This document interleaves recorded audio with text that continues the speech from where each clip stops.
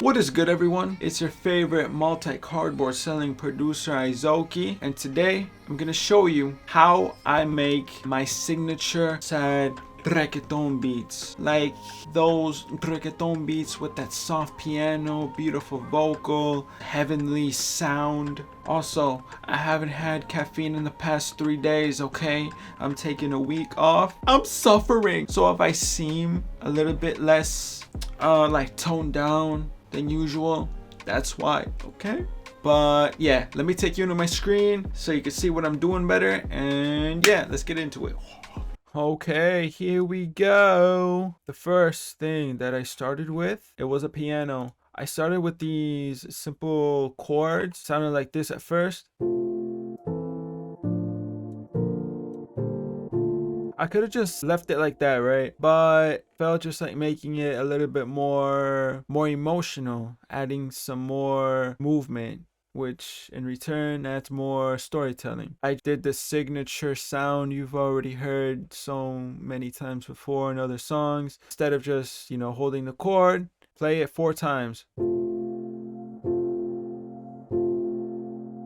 It adds more movement. In my opinion, it just adds so much more emotion. The first 3 chords, I kept these super simple, just added some simple transition notes. One here, here. The last chords, I just moved the root note up 2 octaves because this was rising up, right? So of course I had to have another note there to complement that rise up, because dun dun dun is what I heard in my head. So what did that turn out to be? This A sharp, which ended up being the root note. Sounded like this. And now for the last chords on the bottom here, I just moved the F up to G. And the last part here, it was more so of a rising effect, just to finish the chord progression off in a high note, and it transitions very nicely once it loops.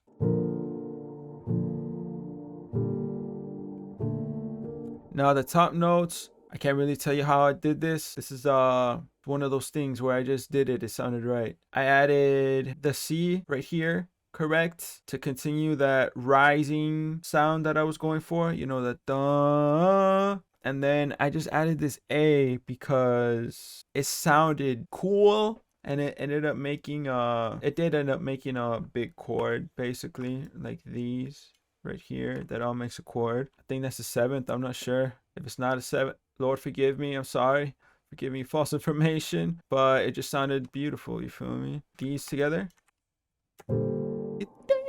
So after that, while these were rising, correct? While these were rising, this was descending. It just created a beautiful polarity. All in all,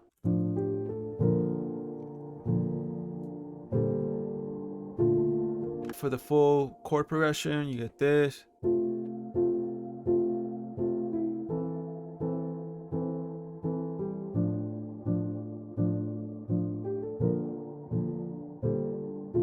Next up, I added a beautiful strummed celeste.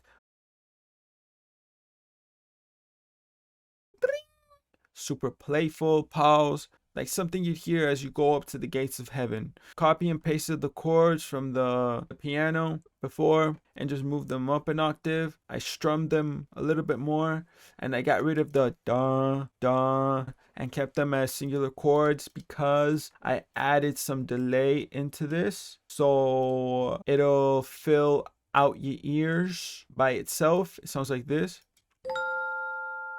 See, it's good, right? It adds that character, but I already knew I was gonna add delay onto it, so that's why I kept it super bare like this, because with the delay now it sounds like this. Oh, so gorgeous. Just fills out your ears. Pause. And that was for the, I like to call it the anti-drop. I absolutely did not learn that from Charlie Puth, however you say his name. As you see here, I could have just dropped it into the rest, right? Into the drop of the beat, but I didn't. I just added a riser. I made it super anticlimactic and hit you with the Uno reverse card. Like, whoa, you expected it to drop, right? But it didn't. waves. Then the next thing, of course, vocal. I got it from Exhale, the best vocals ever. I've used it for years, and I will continue to use it for years to come. Went into this number after experimenting with other ones, but this one just turned out to be my favorite one for this. It was a simple pattern, really. It was Let me just play for you.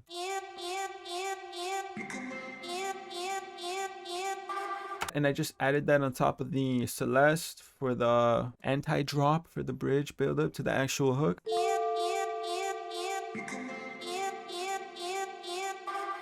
I just wanted to do a different kind of arrangement build up. So instead of just dropping everything right here, you feel me, after the intro, I kind of just, wanted to keep the listener anticipated. So now for the actual drop, I added this ocarina because I love Zelda. So this, I just played it out over the piano and I just ended up getting this.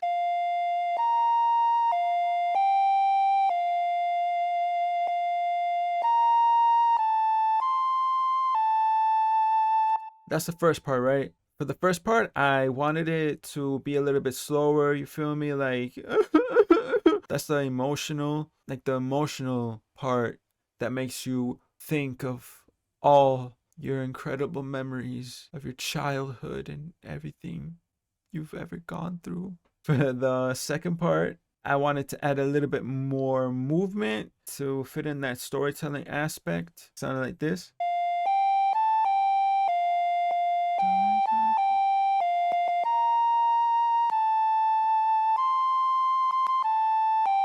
Yeah, bro, it really complemented each other its entirety.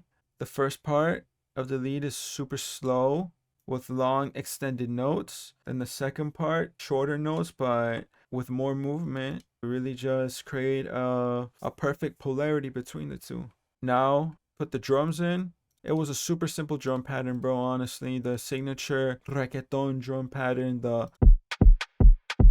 I just added some reverb to the snare, put the mix down a lot, keep it super subtle. And for the other percussions, I just added 2 open hats, a hi-hat.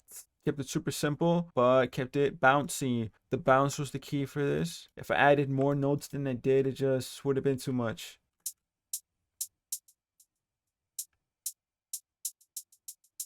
I messed around with the velocities, give it that more realistic type of feeling, not too robotic.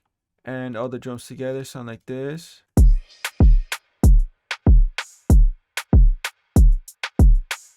Now the drums with the other sounds.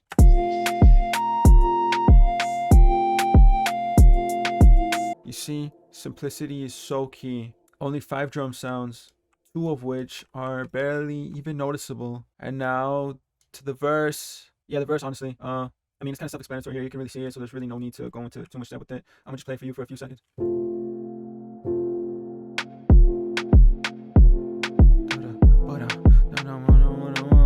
You see, the artist can just start flowing on it super easily.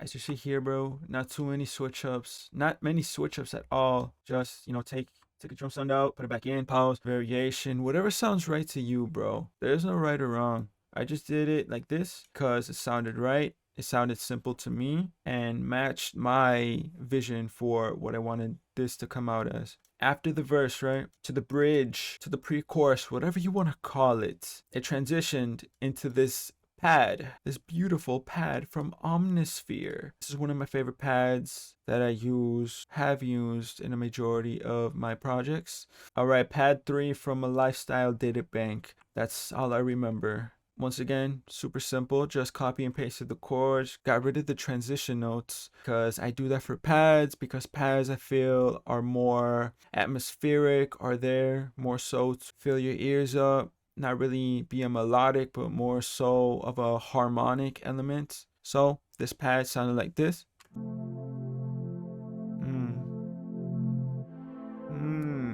Super luscious, super beautiful, a really warm sound is what I was going for there, because I feel like the other sounds were more so cold, chilly. I just think of the color blue when I listen to those, and when I get to the pad, right, I just think of becoming more celestial. Now this is the pre-chorus, pre-hook, whatever you want to call it. I extended the vocal pattern, correct? So instead of just the, now I added this beginning part, which sounded like, the reason I had two different patterns, the drums to complement the build up, final build up to the final chorus, it was just a simple kick, hi-hat, and one of the open hats.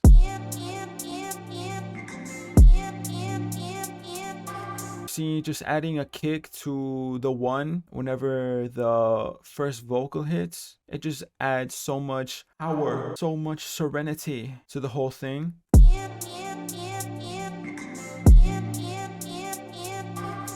And then it drops to the normal chorus, which you've heard. And yeah, bro, as for effects, very final thing I added in the outro of the beat, halftime.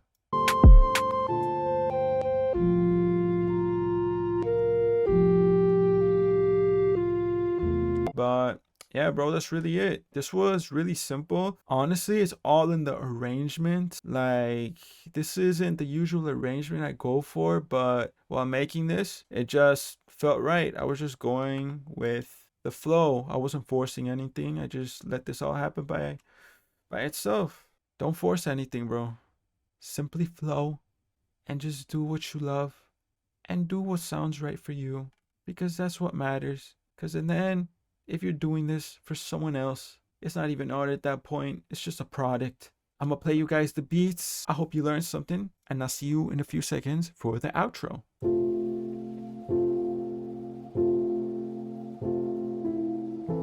Izoki.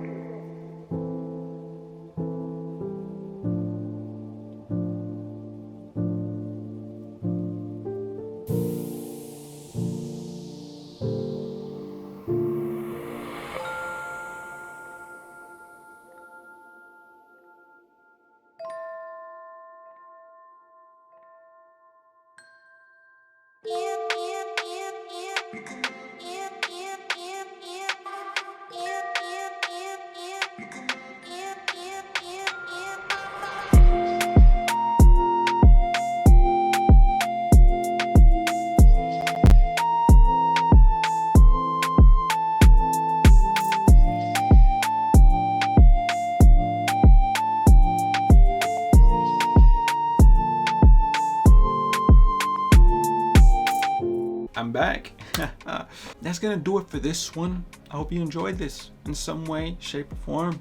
This is just an example of how I currently make my sad reggaeton beats like this. So there is no right or wrong way to make music in general. It's a form of art.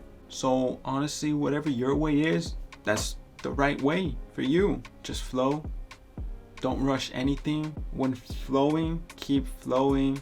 Don't focus on anything else. Just look at what's right in front of you, and everything will be fluid and flow flawlessly. I hope you guys learned something. Let me know what kind of content, tutorials you want more of. And as always, the beats will be listed up here or linked in the description. One of the two, or two. Why not both? Thank you guys so much for watching. I appreciate you all so much. If you have clicked that subscribe button, that like button, or commented at all, I love you so much. Every single one of you is getting me one step closer to living the dream I've had since a teenage boy. Never stop doing what you love. If you ever feel like giving up, think about everything you've sacrificed to get to the point you're already at. Don't have those sacrifices be for absolutely nothing. Thank you guys for watching. I appreciate you all. Never stop doing what you love. Never stop pursuing your dreams, your passions, no matter how long it takes. It's gonna happen, but it won't happen if you stop. See you guys in the next one. Izoki out.